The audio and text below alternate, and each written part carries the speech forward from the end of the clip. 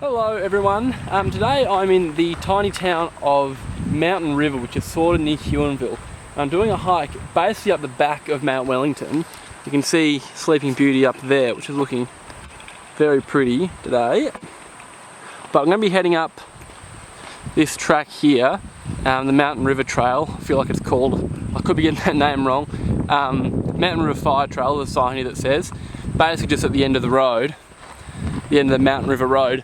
And I'm going to be hiking up to what I kind of consider to be the newest waterfall on Mount Wellington. Not new in terms of it only just was formed recently, but until late last year, and in my knowledge until a few days ago, it was only just put on the map. Before then there was not even like a little blue line or anything, it was just not shown at all. But a little blue line called Trestle Falls has now popped up. Someone alerted me to it, told me to come here and make a video. So we got some rain the other day and here I am. Basically I have to walk up this fire trail for a kilometre or so. Gained about 250 metres, so it's pretty steep. And then it's just going to be some bush bashing down to the fall, so I'll see you a bit further along. As you can hear from my slight panting, it's just been pretty much heading steadily uphill so far, this fire trail. In some places steeper than it is now. One thing worth mentioning is that I'm pretty sure this is mostly a winter or spring waterfall. I'm obviously here in March, but that's just because we got a lot of rain the other day. Looking at the maps, it drains a pretty small area, so I would not be surprised if it's just a trickle for much of summer. Today it should be good. From the photos I've seen from my friend Adrian who went there yesterday, there's quite a few sort of sections to it. Not an enormous waterfall by any stretch, but for someone who's pretty much done every waterfall there is around here, it's always cool to find a new one. So hopefully I can get there today.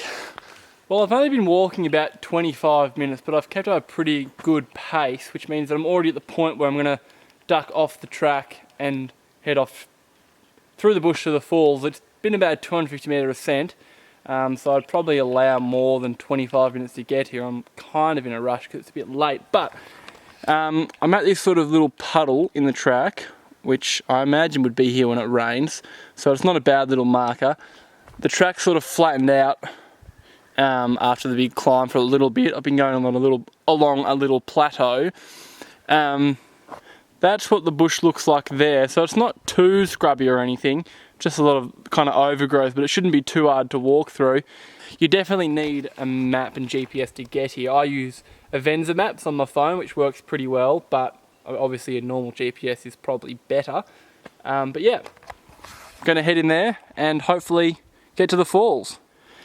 So far it's actually not been particularly difficult walking through the bush here, because you can kind of see it looks like there's sort of remnants of an old road and almost another one up there. Obviously not in use for a very, very long time. Potentially logging roads, I'm not really sure, but it's very easy as far as off-track walking goes to negotiate your way through. Hopefully this leads me a fair way to the falls, because I'm pretty sure it's taking me in the right direction. Well, whatever remnants of old roads there were have very much petered out as I've sort of started heading more downhill. I've kind of overshot the base of the falls to like the left kind of. The falls are pretty much on contour that way, but I've basically just been following the path of least resistance so far, because as you can see, it's really not that dense anywhere, which is a pleasant surprise for off-track walking in Tasmania. I'll probably see you at the falls. They're pretty much 200 metres in a straight line that way. But yeah, this, as far as off-track walking, is not in any way a difficult hike. Well, I've made it to Trestle Falls. The light, unfortunately, is pretty bad. I'm looking right against the sun, but it's certainly a more of a morning waterfall. However, the falls itself, much more than expected. I'll give you a look around. So you've got some upper cascades there. The main actual section of the fall, I think, is even further up above that one. Above that one. Haven't actually been up there yet. The cascades come down. Then over this next set of drops, which look pretty impressive, if I can find a way down to the base of them. It ended up being a bit dicey getting here in the end, because I kind of ended up on top of those cliffs over there. If I'll zoom in and show you them. So you've really got to make sure you don't overshoot too far to the left when you leave the track. You've got to make sure you're coming down on the right, to the right, and on a 45-degree angle, and I'll take you down a slope here, which is pretty steep and unstable, but obviously those are cliffs, so it's not as bad as them.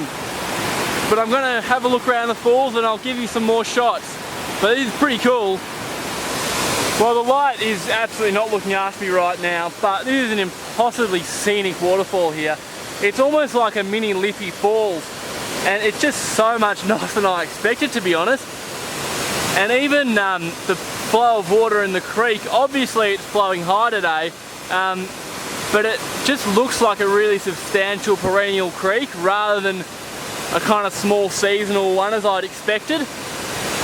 This is just the lower section of the falls.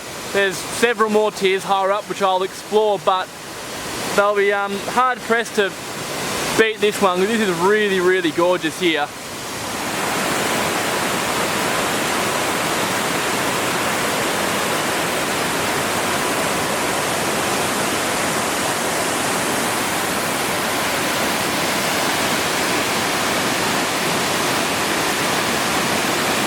There's the main section of Trestle Falls just up there.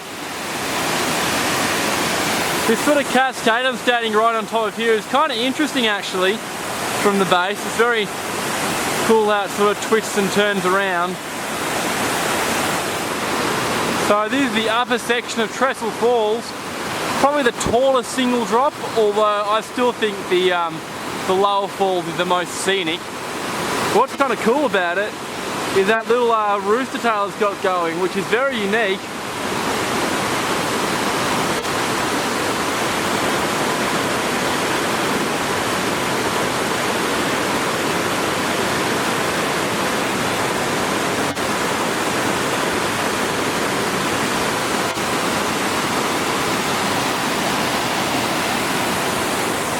Probably in the order of 6 or 7 meters high, this section of it. So you've got this falls about 6-7 meters high, about a 3-meter cascade, and then another 5-meter cascade at the bottom, plus a few of the intermediate ones. So it probably works out to in the order of about 25 meters-ish from top to bottom. And it's definitely worth the effort, especially after all this rain. Okay, so I've made it back to the main track now. I'm actually a little bit further up than when my take-off point, and I'll insert another screenshot of where I am now. This is definitely a better way to do the walk, the way I came back rather than the way I went in.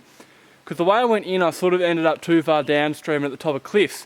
This way, there's sort of a little tributary creek that flows into Trestle Creek, sort of in between the two main cascades. And if I headed out on the left side of it, so the right side looking downstream, and that made it much easier. It was still very steep, the last climb sort of coming out above the falls, but it ended up here. So the track sort of is at a sharp bend to the right, and there's what looks to be an old sort of trail there. That's the way I've just come out of. So I'd recommend going down that way, sticking to the right side of that little tributary creek as you head down, and then you'll end up at the main falls. I know that's probably slightly confusing advice, but I'll also insert some screenshots of the GPS route of Adrian, which is sort of what I was trying to follow today. But yeah, I may as well wrap up the video here, given that I'm on the main track now. I'm very grateful to whoever actually found this waterfall and got it mapped, because it was definitely worth the effort. I think it would flow year round. I was surprised at how large and significant the creek looked, but obviously in dry times it wouldn't be nearly this impressive. The whole hike is probably 2.5 hours depending on your pace. It'll take me a bit less than 2 hours, not including stops, but I walk pretty quick, so take from that what you will. But yeah, that'll be it for this video. Thanks for watching, and I will see you next time.